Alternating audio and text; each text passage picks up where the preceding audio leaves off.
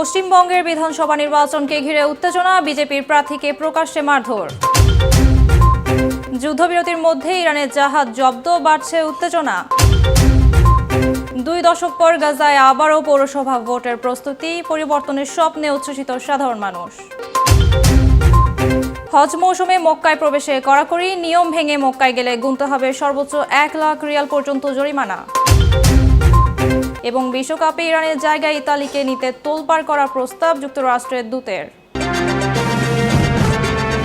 আসসালামু আলাইকুম দর্শক, আমন্ত্রণ নিরপেক্ষ আজকের বিশ্বের আলোচিত সর্বশেষ সংবাদে আপনাদের সঙ্গে আছি আমি মিমি মাজুমদার। দেখছিলেন প্রধান শিরোনাম, এবারে বিস্তারিত। মধ্যপ্রাচ্যের উত্তেজনার মাঝেই হঠাৎ শান্তির ইঙ্গিত দিয়েছে নতুন কূটনৈতিক অগ্রগতি। এ বিষয়ে ট্রাম্প জানিয়েছেন, ইরানের সঙ্গে যুক্তরাষ্ট্রের শান্তি আলোচনা আগামী শুক্রবারের মধ্যেই অথবা খুব শীঘ্রই শুরু হতে পারে। বিস্তারিত ডেস্ক রিপোর্টে। মধ্যপ্রাচ্যের উত্তপ্ত আকাশে হঠাৎই বইতে শুরু করেছে শান্তির হাওয়া। যুদ্ধের আশঙ্কা, হুমকি আর পাল্টা হুমকির মাঝে নতুন করে আলোচনার ইঙ্গিত, সবকিছু যেন বদলে দিতে পারে মাত্র কয়েক ঘন্টার ব্যবধানে। এমন এক সংকটময় মুহূর্তে যুক্তরাষ্ট্রের প্রেসিডেন্ট ডোনাল্ড ট্রাম্প জানালেন, খুব শীঘ্রই ইরানের সঙ্গে শুরু হতে পারে বহুল প্রতীক্ষিত শান্তি আলোচনা। দ্বিতীয় দফার শান্তি আলোচনা আগামী শুক্রবারের মধ্যেই শুরু হতে পারে এবং এ বিষয়ে সুসংবাদ পাওয়ার সম্ভাবনা রয়েছে। বুধবার মার্কিন সংবাদ মাধ্যম দ্য নিউ ইয়র্ক পোস্টকে দেওয়া এক মন্তব্যকে ঘিরে আন্তর্জাতিক অঙ্গনে জোর আলোচনা শুরু হয়েছে। একই সঙ্গে পাকিস্তানের কূটনৈতিক সূত্রগুলোকেও ইঙ্গিত দিয়েছে, আগামী 36 থেকে 72 ঘন্টার মধ্যে নতুন করে আলোচনা শুরুর বাস্তব সম্ভাবনা তৈরি হয়েছে। ইসলামাবাদ ভিত্তিক একাধিক সূত্র জানিয়েছে, তেহরানের সঙ্গে মধ্যস্থতা প্রচেষ্টায় ইতিবাচক অগ্রগতি হয়েছে। সংশ্লিষ্ট সূত্রের দাবি, দুই পক্ষের মধ্যে যোগাযোগ অব্যাহত রয়েছে এবং আলোচনার ভিত্তি তৈরির কাজ প্রায় শেষ পর্যায়ে। এর আগেই ট্রাম্প বর্তমান যুদ্ধবিরতির মেয়াদ বাড়ানোর ঘোষণা দেন। তিনি বলেন, ইরানের পক্ষ থেকে একটি একীভূত ও স্পষ্ট প্রস্তাব না আসা পর্যন্ত যুক্তরাষ্ট্র অপেক্ষা করবে। এই ঘোষণার পর থেকেই পাকিস্তান কূটনৈতিক তৎপরতা আরও জোরদার করে। ইসলামাবাদের এক কূটনৈতিক সূত্র জানায়, বর্তমান পরিস্থিতি মূল্যায়ন করেই আলোচনার সম্ভাব্য সময়সীমা নির্ধারণ করা হয়েছে। আন্তর্জাতিক পর্যবেক্ষকদের মতে, এই আলোচনায় অগ্রগতি হলে তা শুধু যুক্তরাষ্ট্র ও ইরানের সম্পর্ককেই নয়, পুরো মধ্যপ্রাচ্যের স্থিতিশীলতার জন্য গুরুত্বপূর্ণ ভূমিকা রাখবে। বিশেষ করে হরমুজ প্রণালী সহ গুরুত্বপূর্ণ বাণিজ্য পথে উত্তেজনা কমে আসার সম্ভাবনাও তৈরি হতে পারে। ফলে আগামী কয়েকদিনের মধ্যে নির্ধারণ করবে যুক্তরাষ্ট্র ইরান সম্পর্ক কোন পথে এগোবে, সংঘাতের দিকে নাকি কূটনৈতিক সমাধানের পথে। ফাহমিদা বিনতে আনোয়ার, নিরপেক্ষ। মধ্যপ্রাচ্যে উত্তেজনা কিছুটা কমার ইঙ্গিত মিলতেই ফের নতুন টানাপোড়েন তৈরি হয়েছে। কিন্তু যুদ্ধবিরতির মেয়াদ বাড়ানোর ঘোষণার পরপরই ইরানের 3টি তেলবাহী ট্যাঙ্কার জব্দের খবর দিয়েছে মার্কিন বাহিনী। বিস্তারিত ডেস্ক রিপোর্টে।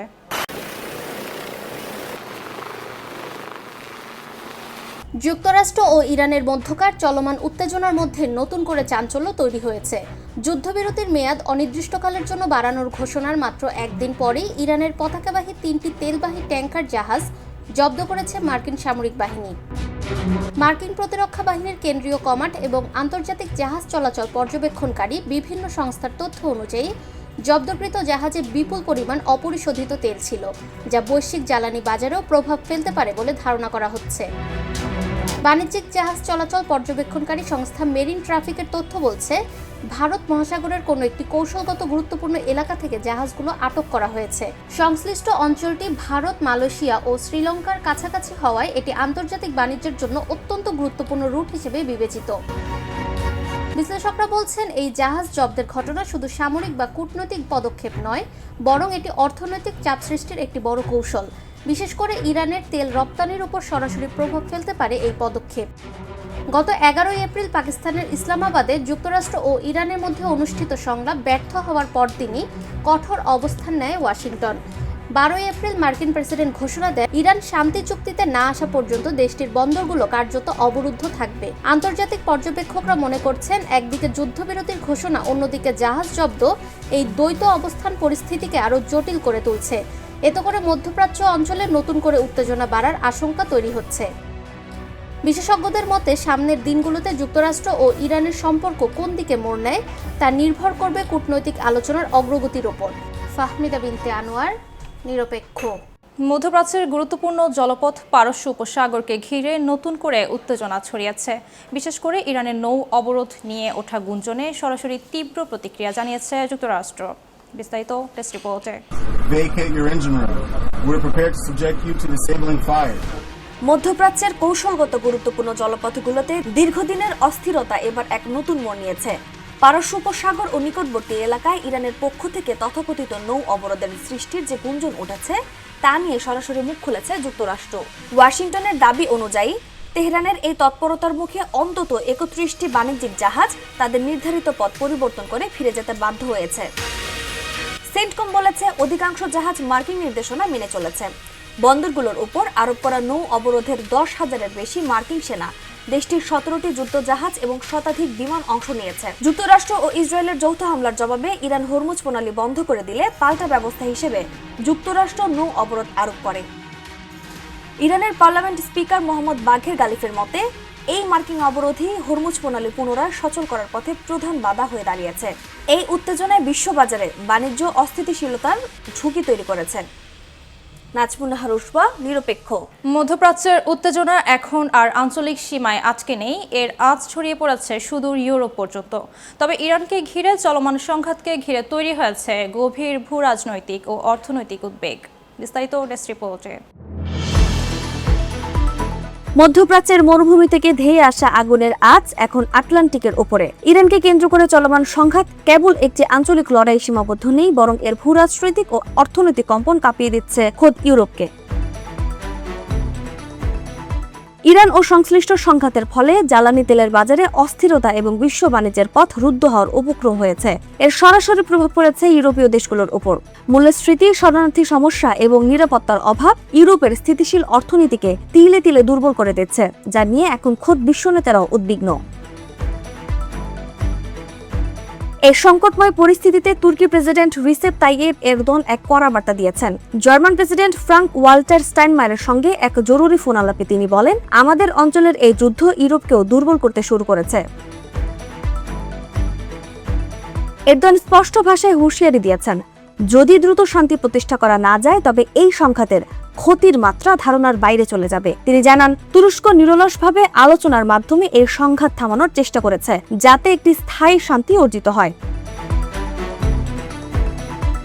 বিশ্ব রাজনীতির মোড়লরা যখন বিভক্ত, তখন এরদোয়ানের এই সতর্ক বার্তা ইউরোপের দেশগুলোর জন্য একটি বড় ওয়েক আপ কল। এখন দেখার বিষয়, আলোচনার টেবিল যুদ্ধের দামামা থামিয়ে শান্তিতে ফিরতে পারে কিনা। নাজমুন নাহার উসবা, নিরপেক্ষ। মধ্যপ্রাচ্যের দীর্ঘস্থায়ী সংঘাতের মাঝে আবারও কূটনৈতিক সমাধানের চেষ্টা শুরু হয়েছে। এবার যুদ্ধবিরতি নিয়ে লেবানন ও ইসরায়েল নতুন করে আলোচনায় বসতে যাচ্ছে। বিস্তারিত টেস্ট রিপোর্টে। মধ্যপ্রাচ্যে দীর্ঘদিনের উত্তেজনা আর সংঘাতের মধ্যে নতুন করে আশার আলো দেখাচ্ছে কূটনৈতিক উদ্যোগ। যুদ্ধ বন্ধে আবারও আলোচনার টেবিলে বসতে যাচ্ছে লেবানন ও ইসরায়েল। যুক্তরাষ্ট্রের রাজধানী ওয়াশিংটনে বৃহস্পতিবার শুরু হতে যাচ্ছে দ্বিতীয় দফার এই গুরুত্বপূর্ণ আলোচনা। দুই দেশের মধ্যে চলমান সংঘর্ষে ক্রমাগত বাড়ছে প্রাণহানি ও অবকাঠামোগত ক্ষয়ক্ষতি। এমন পরিস্থিতিতে আন্তর্জাতিক চাপ এবং মানবিক সংকট মোকাবেলার প্রয়োজনীয়তা থেকে আলোচনার এই উদ্যোগকে ঘিরে তৈরি হয়েছে নতুন প্রত্যাশা। লেবাননের প্রেসিডেন্ট জানিয়েছেন, এই আলোচনা কিছু নির্দিষ্ট শর্তের ভিত্তিতে এগোবে। এর মধ্যে রয়েছে ইসরায়েলি আগ্রাসনের সম্পূর্ণ অবসান, লেবাননের ভূখণ্ড থেকে ইসরায়েলি সেনা প্রত্যাহার, বন্দীদের মুক্তি, আন্তর্জাতিক সীমান্তে সেনা মোতায়েন এবং যুদ্ধের ফলে ধ্বংস হওয়া অবকাঠামোর পুনর্গঠন শুরু। তিনি আরও বলেন, রাষ্ট্রদূত পর্যায়ের এই আলোচনায় এসব বিষয়কে অগ্রাধিকার দেওয়া হবে এবং স্থায়ী সমাধানের পথ খোঁজাই হবে মূল লক্ষ্য। এর আগে প্রথম দফার আলোচনার ফলে গত 16 এপ্রিল থেকে 10 দিনের একটি অস্থায়ী যুদ্ধবিরতি কার্যকর হয়েছিল। সেই যুদ্ধবিরতি কিছুটা হলেও সংঘর্ষ কমাতে ভূমিকা রাখে এবং সাধারণ মানুষের মাঝে স্বস্তি ফিরিয়ে আনে। বিশ্লেষকরা বলছেন, দ্বিতীয় দফার এই আলোচনা সফল হলে মধ্যপ্রাচ্যের পরিস্থিতিতে ইতিবাচক পরিবর্তন আসতে পারে। তবে উভয় পক্ষের অবস্থান এখনো অনেক ক্ষেত্রে কঠোর থাকায় আলোচনার ফলাফল কি হবে তা নিয়ে রয়েছে অনিশ্চয়তা। এদিকে আন্তর্জাতিক মহলও এই আলোচনা ঘনিষ্ঠভাবে পর্যবেক্ষণ করছে। যুক্তরাষ্ট্র সহ বিভিন্ন দেশ চায় দ্রুত একটি স্থায়ী যুদ্ধবিরতি কার্যকর হোক এবং সংঘাতের অবসান ঘটুক। ফাহমিদা বিনতে আনোয়ার, নিরপেক্ষ। ইরান ইসরায়েল সংঘাতের উত্তাপ এখন ইউরোপ পর্যন্ত ছড়িয়ে পড়েছে, বাড়ছে বড় সংকটের আশঙ্কা। জ্বালানি বাজারে অস্থিরতা ও বিশ্ব বাণিজ্যের চাপ, মূল্যস্ফীতি, শরণার্থী সংকট সহ নিরাপত্তার ঝুঁকি নিয়েও বিশ্ব নেতাদের উদ্বেগ আরও বাড়ছে। বিস্তারিত ডেস্ক রিপোর্টে। মধ্যপ্রাচ্যের মরুভূমি থেকে ধেয়ে আসা আগুনের আঁচ এখন আটলান্টিকের ওপরে। ইরানকে কেন্দ্র করে চলমান সংঘাত কেবল একটি আঞ্চলিক লড়াই সীমাবদ্ধ নেই, বরং এর ভূরাজনৈতিক ও অর্থনৈতিক কম্পন কাঁপিয়ে দিচ্ছে খোদ ইউরোপকে। ইরান ও সংশ্লিষ্ট সংঘাতের ফলে জ্বালানি তেলের বাজারে অস্থিরতা এবং বিশ্ব বাণিজ্যের পথ রুদ্ধ হওয়ার উপক্রম হয়েছে। এর সরাসরি প্রভাব পড়েছে ইউরোপীয় দেশগুলোর উপর। মূল্যস্ফীতি, শরণার্থী সমস্যা এবং নিরাপত্তার অভাব ইউরোপের স্থিতিশীল অর্থনীতিকে তিলে তিলে দুর্বল করে দিচ্ছে, যা নিয়ে এখন খোদ বিশ্বনেতারাও উদ্বিগ্ন। এই সংকটময় পরিস্থিতিতে তুর্কি প্রেসিডেন্ট রিসেপ তাইয়েপ এরদোয়ান এক কড়া বার্তা দিয়েছেন। জার্মান প্রেসিডেন্ট ফ্রাঙ্ক ওয়াল্টার স্টাইনমায়ারের সঙ্গে এক জরুরি ফোন আলাপে তিনি বলেন, আমাদের অঞ্চলের এই যুদ্ধ ইউরোপকেও দুর্বল করতে শুরু করেছে। এরদোয়ান স্পষ্ট ভাষায় হুঁশিয়ারি দিয়েছেন, যদি দ্রুত শান্তি প্রতিষ্ঠা করা না যায় তবে এই সংঘাতের ক্ষতির মাত্রা ধারণার বাইরে চলে যাবে। তিনি জানান, তুরস্ক নিরলসভাবে আলোচনার মাধ্যমে এই সংঘাত থামানোর চেষ্টা করেছে, যাতে একটি স্থায়ী শান্তি অর্জিত হয়। বিশ্ব রাজনীতির মোড়লরা যখন বিভক্ত, তখন এরদোয়ানের এই সতর্ক বার্তা ইউরোপের দেশগুলোর জন্য একটি বড় ওয়েক আপ কল। এখন দেখার বিষয়, আলোচনার টেবিল যুদ্ধের দামামা থামিয়ে শান্তিতে ফিরতে পারে কিনা। নাজমুন নাহার উসবা, নিরপেক্ষ। সৌদি আরবের স্বরাষ্ট্র মন্ত্রণালয় মক্কায় পরিবহন সংক্রান্ত এক নতুন কঠোর বিধিনিষেধ জারি করেছে। নিয়ম ভেঙে ভিজিট ভিসাধারী বা অননুমোদিত দর্শনার্থী নিয়ে গেলে পরিবহনকারী সর্বোচ্চ 1 লাখ রিয়াল পর্যন্ত জরিমানা করা হতে পারে। এ বিষয়ে বিস্তারিত ডেস্ক রিপোর্টে। এবার সৌদি আরবের স্বরাষ্ট্র মন্ত্রণালয় মক্কায় পরিবহন করার বিষয়ে কঠোর বিধিনিষেধ অর্পণ করেছেন।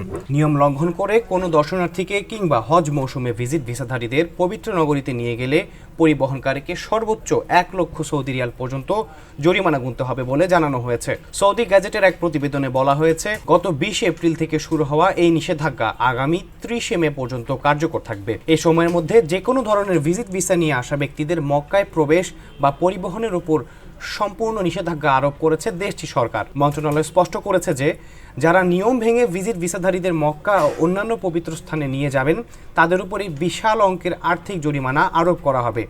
শুধু জরিমানা করেই ক্ষান্ত হবে না প্রশাসন, যে যানবাহনটি এই কাজে ব্যবহার করা হবে সেটিও বাজেয়াপ্ত করার জন্য আদালতের কাছে আবেদন জানানো হবে। ওই যানের মালিক এবং চালকের বিরুদ্ধেও কঠোর ব্যবস্থা নেওয়া হবে। হজ ও ওমরা সংক্রান্ত বিধিনিষেধ অমান্য করার জন্য যে কোনো ঘটনা নজরে এলে দ্রুত 911 অথবা 999 নম্বরে ফোন করে কর্তৃপক্ষকে জানানোর জন্য নাগরিকদের অনুরোধ করেছে সৌদি স্বরাষ্ট্র মন্ত্রণালয়। মন্ত্রণালয় আশ্বস্ত করেছে যে তথ্য প্রদানকারীর পরিচয় সম্পূর্ণ গোপন রাখা হবে এবং অভিযোগ করার কারণে কাউকে কোনো ধরনের আইনি ঝুঁকি পোহাতে হবে না। মূলত হজের পবিত্রতা রক্ষা এবং নিবন্ধিত হাজিদের নিরাপত্তা নিশ্চিত করতেই এমন কঠোর অবস্থান নিয়েছে সৌদি সরকার। আহমদ ইমতিয়াজ, নিরপেক্ষ। গাজায় যুদ্ধবিরতি লঙ্ঘনের মধ্যেই দীর্ঘ 20 বছর পর প্রথম পৌরসভা নির্বাচনের প্রস্তুতি চলছে। টানা 3 বছর অকার্যকর থাকার পর শনিবার অনুষ্ঠিত হতে যাওয়া এই নির্বাচনে অংশ নিতে অনেক ফিলিস্তিনের মধ্যে আশার সঞ্চার হয়েছে। বিস্তারিত ডেস্ক রিপোর্টে। প্রতিদিনের যুদ্ধবিরতি লঙ্ঘনের মধ্যেই গাজা 2006 সালের পর তার প্রথম পৌরসভা নির্বাচনের প্রস্তুতি নিচ্ছে। শনিবার পৌরসভায় নির্বাচন অনুষ্ঠিত হতে চলেছে এবং অনেক ফিলিস্তিনি এই নিয়ে খুবই উচ্ছ্বসিত। গত 3 বছর ধরে গাজা জুড়ে পৌরসভাগুলো অকার্যকর রয়েছে। সেখানে আবর্জনা সংকট, পানি সংকট এবং অবকাঠামোগত সংকট বিদ্যমান। মানুষ আশাবাদী যে এর মাধ্যমে হয়তো কোনো পরিবর্তন আসবে। উল্লেখ্য, এই নির্বাচন শুধুমাত্র দেইল আল বালাহতে অনুষ্ঠিত হবে। গাজার অন্যান্য এলাকা ও শহর এই নির্বাচনের অংশ হবে না। আর গাজার অধিকাংশ মানুষের জন্য এটি হবে এক সম্পূর্ণ নতুন অভিজ্ঞতা। অনেকেই জানেন না নির্বাচন মানে কি বা এতে কিভাবে অংশগ্রহণ করতে হয়। কিন্তু যদি এটি অনুষ্ঠিত হয় তবে তা দেখিয়ে দেবে যে ফিলিস্তিনিরা তাদের শহরগুলোতে আসলে কি ধরনের উন্নতি দেখতে চায়। মিমি মাজুমদার, নিরপেক্ষ। পশ্চিমবঙ্গের বিধানসভা নির্বাচন ঘিরে ভোটের দিন একাধিক এলাকায় ছড়িয়ে পড়ে সংঘর্ষ ও উত্তেজনা। শান্তিপূর্ণ ভোটের আশা থাকলেও এর মধ্যেই বিজেপির এক প্রার্থীকে ঘিরে ঘটে চাঞ্চল্যকর হামলার অভিযোগ, যা নতুন করে বিতর্ক তৈরি করেছে। বিস্তারিত ডেস্ক রিপোর্টে। পশ্চিমবঙ্গের বিধানসভা নির্বাচনকে ঘিরে আবারও উত্তপ্ত হয়ে উঠেছে রাজনৈতিক অঙ্গন। ভোটের দিন শান্তিপূর্ণ পরিবেশের আশা থাকলেও একাধিক এলাকায় ছড়িয়ে পড়েছে সংঘর্ষ ও উত্তেজনা। এর মাঝেই বিজেপির এক প্রার্থীকে ঘিরে ঘটেছে চাঞ্চল্যকর এক ঘটনা, যা নতুন করে আলোচনার জন্ম দিয়েছে। ঘটনাটি ঘটেছে কুমারগঞ্জ এলাকায়। অভিযোগ অনুযায়ী কুমারগঞ্জের একটি বুথে ভোট কেন্দ্রে ঝামেলা চলছে এমন খবর পেয়ে সেখানে যান বিজেপি প্রার্থী শুভেন্দু সরকার। তিনি সেখানে গিয়ে পরিস্থিতি স্বাভাবিক করার চেষ্টা করেন এবং তার দাবি অনুযায়ী দলের এজেন্টদের পুনরায় বুথে প্রবেশ নিশ্চিত করতেই তিনি নিজে সেখানে উপস্থিত হন। কিন্তু পরিস্থিতি দ্রুতই নিয়ন্ত্রণের বাইরে চলে যায়। একটি ভিডিওতে দেখা যায় মাঠের মধ্য দিয়ে শুভেন্দু সরকারকে ধাওয়া করছেন তৃণমূল কংগ্রেসের সমর্থকরা। জীবন বাঁচাতে তিনি দৌড়াতে থাকেন। এক পর্যায়ে তাকে ধরে মারধরের অভিযোগও উঠে এসেছে। তবে ঘটনাস্থলে থাকা এক পুলিশ সদস্যের উপস্থিতিতে তিনি বড় ধরনের অঘটন থেকে রক্ষা পান। কোনোভাবে সেখান থেকে নিরাপদে বের হয়ে আসতেও সক্ষম হন এই বিজেপি প্রার্থী। এই ঘটনার পর শুভেন্দু সরকার অভিযোগ করেছেন, নির্বাচনী এলাকায় বিরোধীদের ভয় দেখানোর পরিবেশ তৈরি করা হচ্ছে এবং ভোটকে প্রভাবিত করারও চেষ্টা করা হয়েছে। সব মিলিয়ে পশ্চিমবঙ্গের নির্বাচনকে ঘিরে আবারও প্রশ্ন উঠেছে, নির্বাচনী মাঠে এমন সংঘর্ষ কি গণতান্ত্রিক প্রক্রিয়াকে আরও প্রশ্নবিদ্ধ করছে, নাকি এটি শুধুই স্থানীয় রাজনৈতিক উত্তেজনার বহিঃপ্রকাশ? আহমদ ইমতিয়াজ, নিরপেক্ষ। দর্শক, এই ছিল নিরপেক্ষ আজকের আলোচিত বিশ্বের সর্বশেষ সংবাদ। এতক্ষণ সঙ্গে থাকার জন্য ধন্যবাদ।